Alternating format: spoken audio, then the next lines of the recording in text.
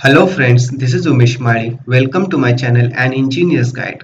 So guys, in this session we will learn how to use a dimension break command in an effective way. So guys, before moving forward, please subscribe to my YouTube channel, which will be free for you but will give me a lot of motivation to create such useful videos for you. So guys, on the screen you can see one object and I have dimensioned it like this. So now I have to add some more dimension here like this. I have to dimension it from this point to that point. Then I have to give the dimension from this point to that point. So guys, here you can see that those basic dimensions are being overlapped by those dimensions, and it is not at all presentable. So how to resolve this issue?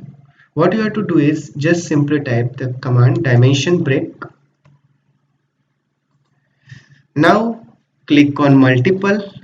Now select whatever the objects you want to select, or what are the dimensions you have to select. Now just press enter or space. Now just click on auto. So here you can see all the dimensions have been breaked. Now I'm going to change it like this. So guys, this technique will save a lot of time and will make your work more faster. So guys, hope you got some value from this video. So guys, please keep sharing our videos and keep supporting. Thank you.